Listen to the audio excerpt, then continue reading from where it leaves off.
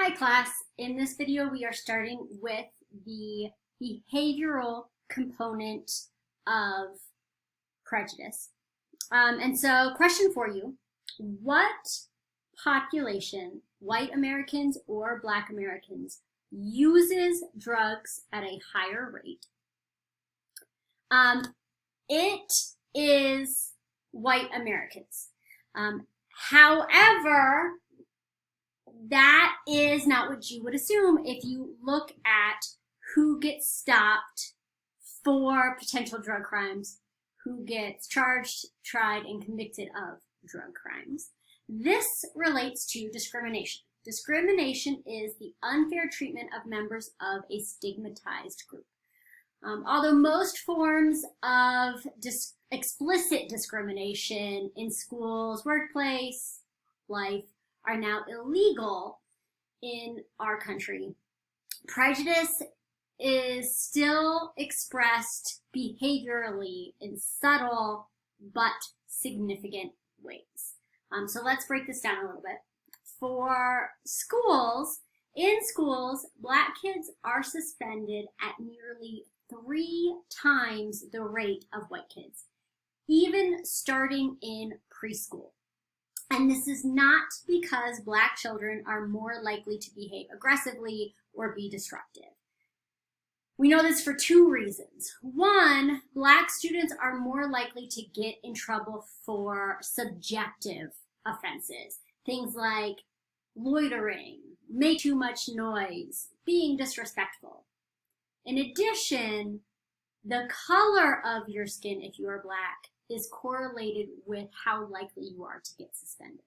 So Black children who have a darker skin tone have a higher suspension rate than Black children who have a lighter skin tone. In one experiment that was done with schools, teachers saw a video of 4 kids playing. 2 of the kids were white, 2 were Black, 2 were boys, 2 were girls. So 1 Black girl, 1 Black boy, 1 white girl, 1 white boy. And the teachers were told, watch this video and look for these certain problematic behaviors. The behaviors were not actually in the video at all. And what they did was they tracked the eye movement of the teachers to see which kids in the video they were looking at when they were looking for the troubled behavior. So my question for you, who did they look at more? So rank it from who they looked at most often, second most often, third most often, and who they spent the least amount of time looking at when they were looking for these problem behaviors. The teachers spent most of their time, number 1 kid they looked at was the Black boy. Number 2, Black girl. Number 3, white boy, and then they just kind of ignored the white girl. This is that discrimination. Those teachers, if you ask them, are you racist? They would say no. But when they thought, I need to keep an eye out for trouble, where did their eyes go? It went to the Black children. That is that subtle discrimination. So Black Americans are more likely than white Americans as adults or adolescents to be arrested, to be stopped for a crime, suspected crime, to be arrested, to be convicted, and to be incarcerated for the same crime that white Americans are more likely to be let go with a warning, to be acquitted or have a plea deal that doesn't lead to a record. And if they're convicted, they're less likely to actually get jail time or a harsh sentence for it. For the drug use, white Americans abuse drugs at a much higher rate than Black Americans, but they're arrested, prosecuted, and punished far less frequently. In one experiment that Goff did, they asked undergrads and police officers to evaluate young crime suspects that were either Black, white, or Latino. And they were asked to estimate 2 things. 1, how old they thought the suspect was, and 2, how culpable they thought they were for their crime. Black boys were perceived as significantly older and less innocent than white boys. They were also rated as more deserving of having police force used against them. And this is in, a lab experiment, but you also see this in real life versions. For example, Tamir Rice, who was killed in 2012 in Cleveland because people had called the cops to say a black man was waving a gun in a park. He was a 12-year-old boy playing with a BB gun, but the callers assumed he was a lot older and assumed he was a lot more dangerous. He wasn't just a kid with a toy gun. And the cops who came killed him in less than 2 seconds from when their car got there, because they saw a person who they assumed was a lot older than 12 and who obviously must be dangerous. And so this assumption that you're older and more dangerous if you are black versus white can lead to really significant consequences for Black Americans. You also see this outside of the criminal justice system when it comes to things like jobs. So Bertrand and Moulin did an experiment where they sent out job resumes to people who were hiring. And there were different levels for the resumes. Half of the resumes were really high quality, so they exceeded the requirements mentioned in the job notice. And then half of them were low quality. They didn't quite or just barely met the requirements. And then half of the time, it was an obviously white name at the top of the resume. Half of the time, it was what seemed to be an obviously black name at the top of the resume. So I don't think your book mentions them, but the actual names that they used were Jamal Jones, Lakeisha Washington, Emily Walsh, and Greg Baker. And so again, half high quality black name, half high quality white name, half low quality black name, half low quality white name. And they looked to see who got called in for an interview for this job. If it was a white name and it was high quality, over 11% were called for a job interview. If it was low quality, it was 8.8%. If it was a high quality black name, it was just under 7%, and low quality, 6.41%. And so basically you could, in this version, you could be a mediocre white person and it was more likely you would get called for an interview than if you were a high quality black applicant. Again, if you ask these HR departments, are you guys racist? Are you refusing to hire black applicants? They would say no. It's just based on who's most qualified. But this subtle discrimination is one reason that you see differences in the employment rate based on race in our country. In another experiment done by Pager, they wanted to see if the stereotype that you're more likely to be a criminal if you are black plays a part in this. And so for this version that Pager did, they sent in resumes, again, that either had a stereotypically white name or black name. Half of the time, the person had an 18-month non-violent drug offense on their resume. Half of the time, no criminal record. If they were white and they had a criminal record, 17% got a callback. If they had no record, it was 34%. If they were black with a record, 5%. Black with no record, 14%. And so again, these HR departments were more likely to call an applicant in for an interview if they were white with a criminal record rather than black without a criminal record. This subtle discrimination, it's not just about the stereotype connected to crime and race. It is more than that. You also see this not just based on racism, but also sexism. For example, science professors at a leading university were asked to evaluate resumes of students who were applying to be managers of a science lab on campus. The resumes were the same, except half of the time it was a male name and half the time it was a female name. Both the male and female professors rated the male resumes as being more capable, more worthy of being hired, and more deserving of a higher starting salary and career mentoring. So with that stereotype that men are better at science, it led to the women being less likely to be hired for this science position. So that's it for behavior. For a lot of these experiments I just talked about, like the job applicants and the science professors, these are not people who would overtly call themselves racists, but they are acting in a discriminatory manner. This goes towards unconscious prejudice.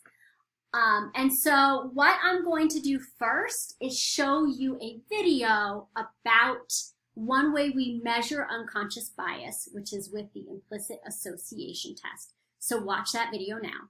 Things to keep in mind is I've always thought of myself as a feminist, so I'm pretty sure I know how I'll do in this test of my reaction to women in the workplace.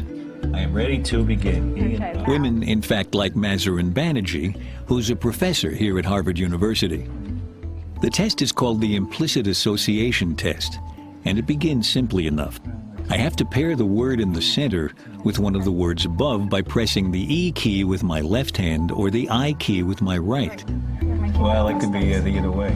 Mahzarin has told me to do this as fast as I can because it's the time I take to make the associations that's critical to the test. Now the target words have changed, but the task remains the same: to quickly decide whether the new words belong to the left or the right.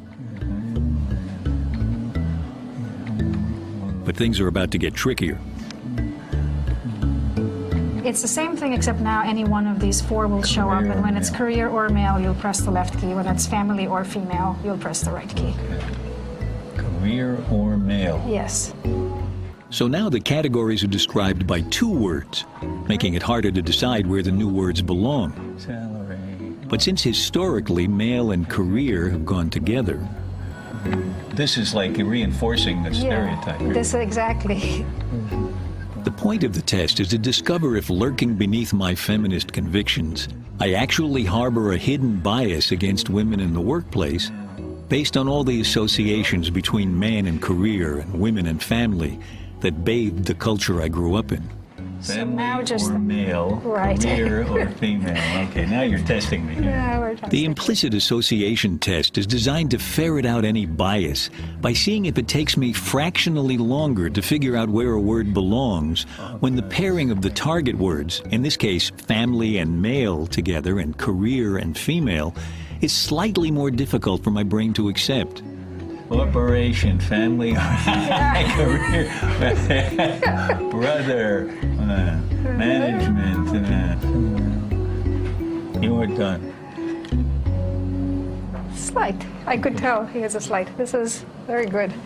So let's see. You're showing a slight automatic association between male and career, and only 12% of the population that takes this test shows this bias. What you're seeing is that you're showing a much smaller bias than what many other people show. I'm up here. I make a strong association between male and career and female and family, even though that's not what I consciously express. Even though that's not what you live. And right? that's not what I live, but in my world. And I don't know. I'd be interested to know. Maybe many years of working in feminist causes made you show this less. So all those years of working in feminist causes didn't manage to totally eliminate my lingering association between female and family and male and career. Salary. What's astonishing, though, is that Mahzarin is far worse, and she's not only enjoying a very successful career, she designed the test. Another of its designers is Brian Nozick, who personally developed the test he's taking now, intended to reveal hidden racial prejudice. These are the same faces you've seen many, many times. Many times, many times. In fact, I helped create the faces. Right. So, The heart of this test is to see whether it's easier for Brian to match words or pictures to the pairing of African American with bad and European American with good than when the pairings are reversed, European Americans with bad and African Americans with good.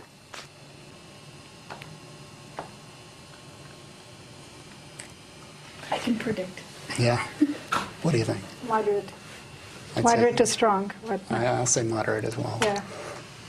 Strong preference for white. You're taking this for the umpteenth time, Yeah. and you still haven't caught on to the fact that you're a little biased. I think part of that is the insistence that my conscious beliefs still matter. It isn't that the fact that I keep showing these implicit biases mean that I'm a biased person, so I should just accept that and move on. It's that, no, I don't agree with those. I do have them, and I will admit to having those implicit biases, but I'm not going to let that rule what I would consciously want to have. It really is remarkable that here I am in Cambridge, Massachusetts, perhaps the liberal capital of the country, with two academics who pride themselves on their enlightened attitudes, only to discover that they have latent within them biases they would fervently deny if their own test hadn't revealed them. But all may not be lost. We've found in research and also in testing of myself that if I put myself in a situation where I think about positive black exemplars, I think about Michael Jordan and Colin Powell and people, Martin Luther King, who have had a very positive impact and who are also African American, I show much less bias immediately after thinking about those exemplars than if I hadn't thought about them before. Even simple things like the presence of an African American experimenter reduces race bias. That the presence of a competent woman makes women's attitudes to math become more positive. Those kinds of studies sit, I think, in contradiction to the ways in which people like I thought about these. We thought they were learned over long periods of time, that they were entrenched, they were rigid, inflexible.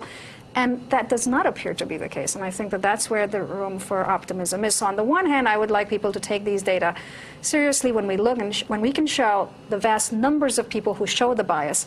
I think we need to contend with that. On the other hand, what this work is showing is that it might be not that hard to shape environments that can change these, even automatic kinds of attitudes.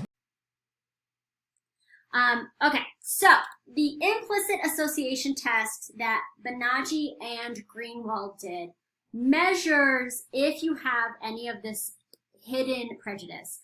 By the way, it's great to do these tests. You can measure all sorts of different types.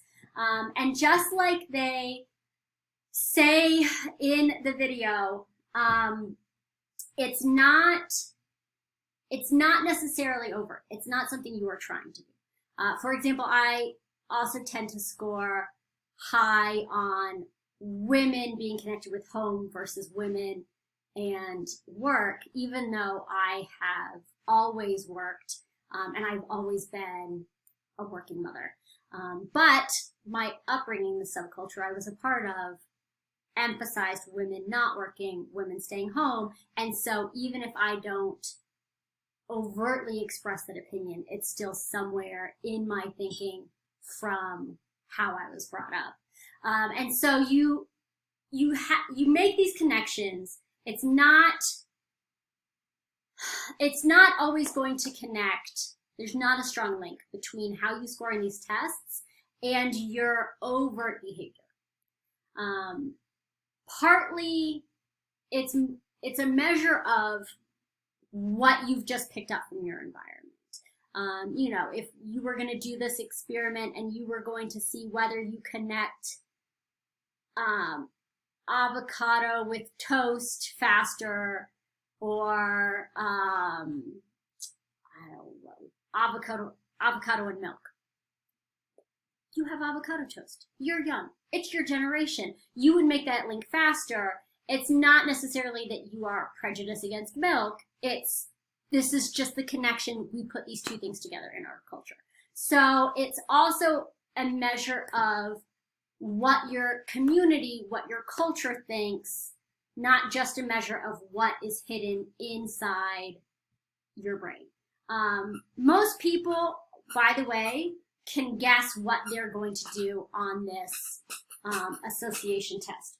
That's being loud. So for example, in one experiment, they asked people directly to predict what they thought their responses were going to be, and they could very accurately predict what their results were going to be, even if it wasn't a prejudice they thought they actually had. They said, this will probably show up, but that's not how I actually think.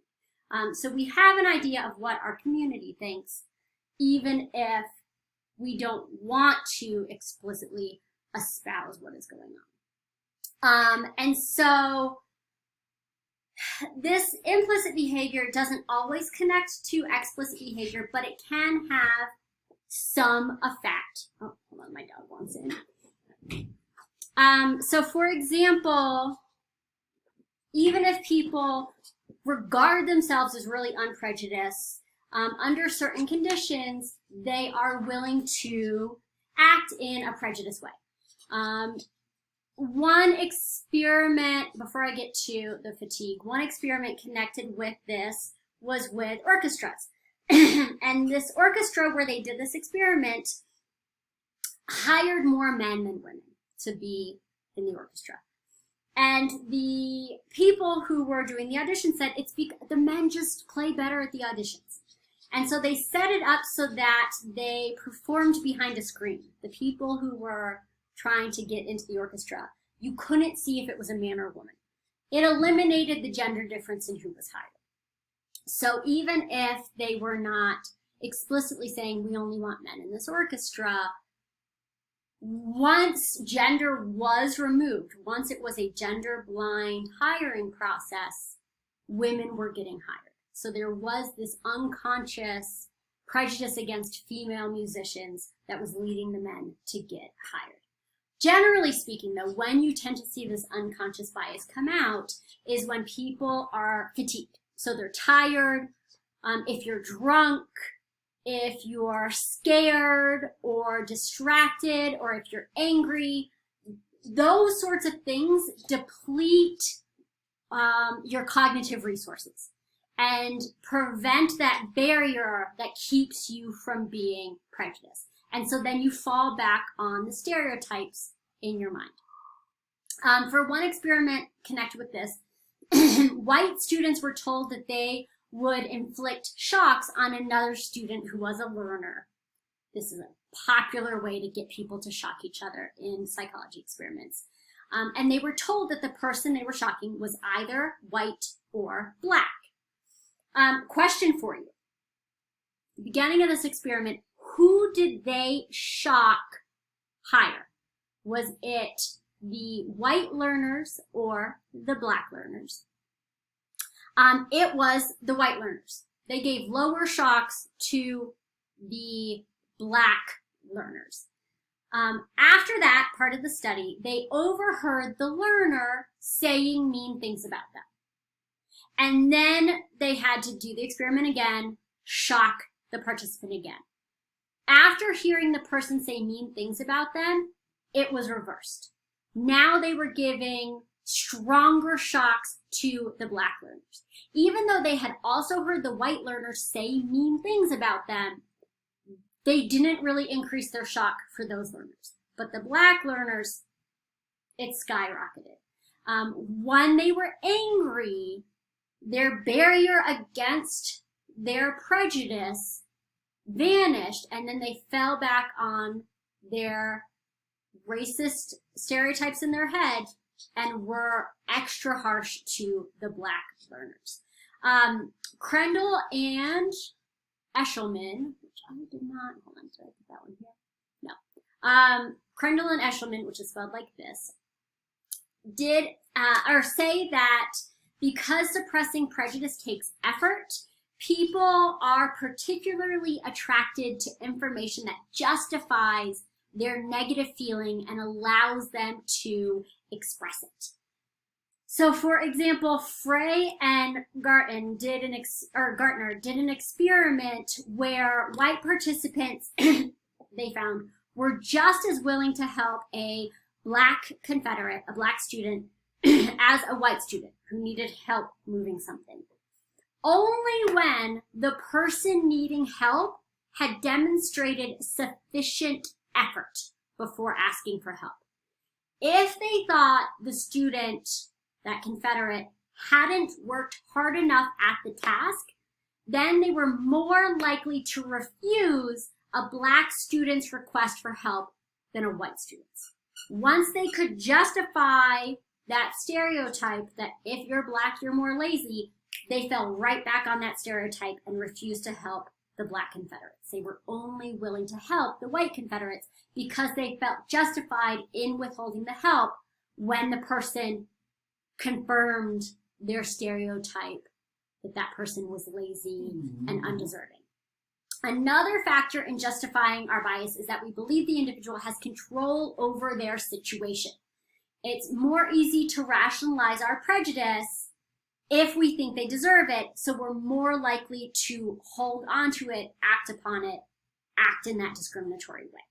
So for King's experiment, what they did was they had a woman go into a department store, and there were a few conditions. Half of the time, she was dressed normally, average weight. Half of the time, they put her in a suit that made her look overweight. If she was in the suit that made her look overweight, half of the time she was holding a diet soda, half of the time she was holding a milkshake. If she was in the suit to make her look large and she was holding a soda, she was treated the same as when she was dressed normally, looked average weight, looked thin. If she was holding a milkshake and she was in that suit to make her look large, the salespeople, they weren't blatantly hostile to her, but they smiled at her less, they made less eye contact with her, and they spoke in a more abrupt, less friendly way. They had subtle discrimination because she was large and she did it to herself because she likes milkshakes. So this discrimination and excuses to fall back on discriminatory behavior falls for all different sorts of prejudice. The final thing we are going to get into in this video is some causes for prejudice. One is in-group bias. In-group bias is our biological survival mechanism that induces us to favor our own group or tribe and be wary of outsiders. Again, like we talked about in the last video, because of geographical barriers, it's almost certain that our ancestors way back in the day never saw a stranger who was a different race. They were not traveling that far distances. So we didn't evolve to have this us-them difference based on race, just based on different, other. So we're not inherently racist, we're inherently otherist. That's that innate prejudice. It just, one of the ways it commonly comes out in our current society is through racism. There are 4 factors that increase the chance you will be prejudiced and discriminate. And we'll break each of these down separately. Economic and political competition and conflict, displaced aggression, maintenance of status or self-image, and conformity to existing social norms. So let's look at these. The first one, economic and political competition. If resources are limited, the dominant group might attempt to exploit the less powerful minority groups to gain some sort of material advantage. So prejudiced attitudes tend to increase when groups are in conflict over mutually exclusive goals. You can see some examples of this in the U.S. history. For example, when we as a country needed Chinese immigrants to help build the railroad, it was great, we let them in, not a ton of prejudice. When they were competing for gold out in the West, all of a sudden, they're our enemy, and we created laws restricting migration, if they were allowed to own property, if they were allowed to be considered citizens, if they were born in this country. We were discriminatory because now there was competition for gold. You see this during recessions. Crimes against immigrants goes up. They're stealing our jobs. So we are justified in attacking them, either verbally or physically. That sort of thing is this economic and political competition. Sharif did an experiment with this in his Robbers Cave experiment. Basically, he created a summer camp for 12-year-old boys and put them into groups and then did experiments on them in the summer to study this in-group bias. And so he created two groups, the Eagles and the Rattlers, and he got them to form in-group, out-group identities by like playing football against each other, tug of war, so they had this strong us-them thinking. And then he had a party, and he let the Eagles arrive before the Rattlers. And the food at the party, half of it was really good, and then half of it was gross. And so what do these Eagles do when they show up? They ate all the good food and left the nasty food for the Rattlers. So the Rattlers show up, they don't have good food, they have this economic competition, because now they're hungry, and it led to a fight. They ended up having a food fight and a riot because of this conflict. When you feel you're missing out because of someone else, you're going to attack. For displaced aggression, this connects with scapegoating. That's the process of blaming innocent and powerless others for our troubles. People displace their aggression onto groups that are visible, disliked, and less powerful. It is not the group who's actually to blame for their problems. It's the group they can hurt and get away with it. They are especially likely to do this when they are frustrated. So that frustration, aggression principle. Norms are a big part of this displaced aggression. People can have prejudice, but they keep them in check when the social rules emphasize civility and kindness. When you have an inflammatory politician or preacher who incites their followers to break those norms and encourages prejudice, that's when you're going to see this happen. So we call these people demagogues. Demagogues are people who seek power by exploiting prejudice, fear, and resentment in the people. And so they channel these feelings onto scapegoats that are blamed for all the problems. And so in 1949, two social psychologists analyzed the speeches of demagogues and found some similarities you tend to see in their speeches. One, you have them say things like, you've been cheated, your place in society is insecure, and it's not your fault. There tends to be lots of conspiracies. The system is rigged. It's illegitimate. It's not fair what happened to us. Good people are dupes. The good people aren't the ones who are winning right now. Our enemies are low. They'll often use dehumanizing language on them. They're subhuman, reptiles, insects. For example, Hitler was a demagogue, and so calling the Jews rats was an example of this. They focus on how you can't trust outsiders, foreigners. They're taking all of our jobs. You can't trust your government. It's corrupt. They're out to get us. We're heading for disaster. Doom is just around the corner, and I alone can save us. I will change this whole rotten mess. Everybody's against us. The press, the bureaucrats, Again, for Hitler, the Jews, enemies plot against us, but I will lead you, I'll protect you. These demagogues tend to emerge during conditions of anxiety, uncertainty. It appeals to people who feel that they're falling behind and they've lost their social status or the social position that they think they deserve. So for example, Trump would be considered a demagogue, and the people that he is most popular with tend to be white Americans without a college degree who live in rural areas. And this population this population is a group that 50 years ago, their parents could do just fine living in a rural area and not having a college degree. They could be solidly middle class with that life.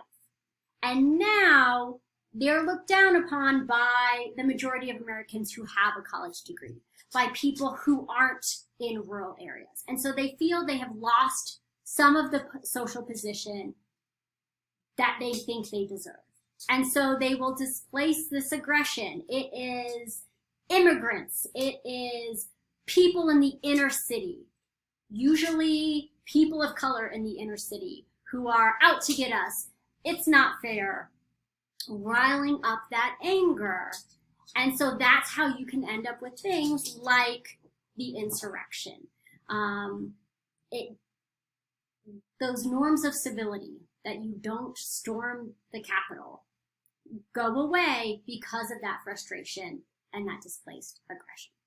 And then next one, and this will be the last one we'll cover in this video. We'll stop after we go through these examples. Maintenance of self-image and conformity. Maintenance of self-image is the fact that a really powerful determinant of prejudice is embedded in our need to justify our behavior and our sense of self. So we convince ourselves that a group is unworthy, subhuman, stupid, immoral, so that we feel okay about hurting them. We feel free to enslave them, to deprive them of a decent education, to be aggressive towards them. We don't have to question our own morality, our own goodness. This is that form of self-justification. Remember that cognitive dissonance is strongest when it gets at your sense of self.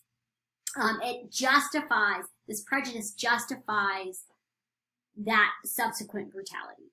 So this form of prejudice, it helps to preserve our self-image, but then it also leads to that increased hostility. Remember that overkill that you see after you've started this ball rolling. So if our status is low, for things like socioeconomically, the presence of a worse off minority group allows us to feel superior in some way. And so you see this,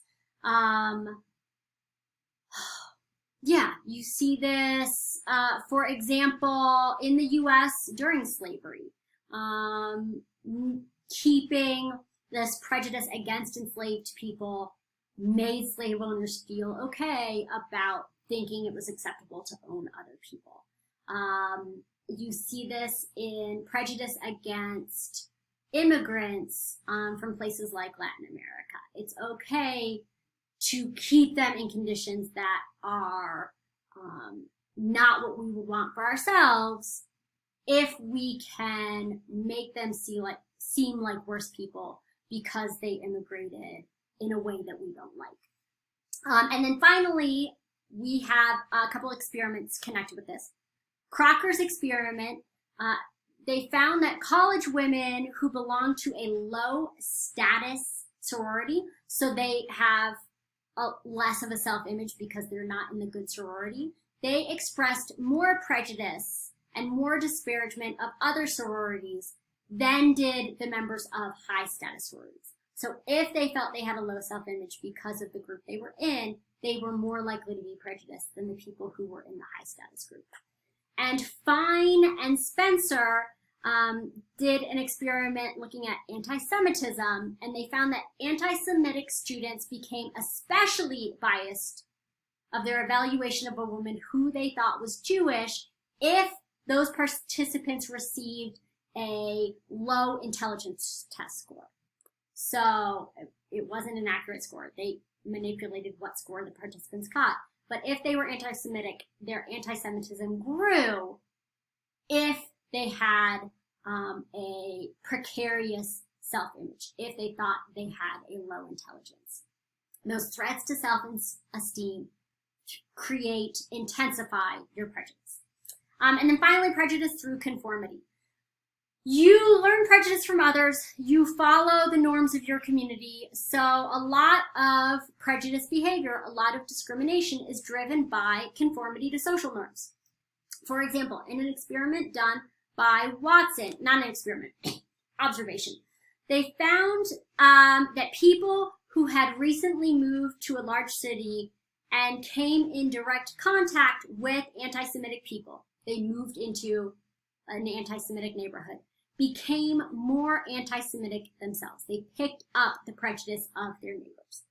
For Pettigrew, his research found that Southerners who tended to be more highly prejudiced, who joined the Army, which is a very diverse, prejudice is not really promoted environment, they encountered less discriminatory social norms than they had experienced in the South, and they also became less prejudiced themselves against Black people. So their prejudice decreased because the social norms in their new environment said you should not be prejudiced. Even casual exposure to prejudice can affect your attitudes and behaviors.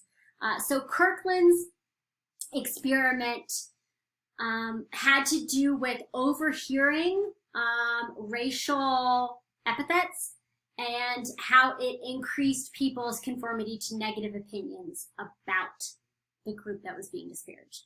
In his experiment, people were asked to read a court transcript about a criminal trial with a white defendant and a Black defense attorney. Half of the participants heard a Confederate describe the Black defense attorney using a racial slur. Half of the participants heard a Confederate describe the Black defense attorney in a negative way, but there was no racial slur. Race was not a part of it. The participants who heard the racial slur rated the attorney more negatively. The white defendant also received a harsher verdict from the participants who heard the slur. That prejudice basically rubbed off onto the defense attorney and onto his client because of the slur they heard. This prejudice can also be fostered through the law and the customs that you have. For example, in South Africa, people assumed that Black South Africans committed more crimes than white South Africans, especially during apartheid. One reason for this is that in South Africa, prisoners would do work like on the sides of the roads. And so South Africans said, well, we always just see Black prisoners, so there must be a lot more Black prisoners than white prisoners, because that's who we see doing work in the community. No, that was not true. There was a law in South Africa during apartheid that white prisoners were not allowed to do work in the community. They only let the Black prisoners be seen so that people assumed you were more likely to be a criminal if you were Black. So this is how your society can set up your prejudice and how you're going to discriminate against people. And this is the longest video we'll have in this series, so I will stop there.